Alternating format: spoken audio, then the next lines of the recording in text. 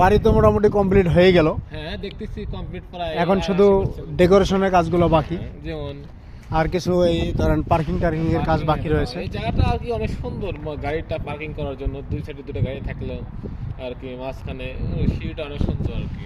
বাড়িটা কেমন লাগতেছে? আমার কাছে অনেক বিউটিফুল লাগতেছে। এখানে তিনটা বাড়ি করা হয়েছে, তিনটা একই ডিজাইন, মোটামুটি হয় একই ডিজাইন করা হয়েছে। তিনটা পানির ট্যাঙ্ক চলে আসছে, কারেন্টের লাইনও চলে আসছে এখানে। তো এখন বাড়ি তিনটা বিক্রি করার পালা। আমরা দেখি, কাস্টমার খুঁজতেছি, কাস্টমার পাইলে আমরা বিক্রি করে দেব। আমরা আর কি অনলাইনে একটা বিজ্ঞপ্তি দিতে পারি, বিজ্ঞপ্তি অনেক এলে আর কি অনেক লোক দেখা যায়, অনেক লোক আসবে, দেখবে, কিনবে। বাড়ি ধরেন 80% কাজ কমপ্লিট, এখন খালি ডেকোরেশনটা করলে বাড়ি বিক্রি করে দেওয়া যায়। হ্যাঁ, তবে বাড়িগুলো করতে অনেক টাকা খরচ হয়েছে। মানে যে করছে তার অনেক টাকা খরচ, যে করছে তার অনেক টাকা খরচ হয়েছে।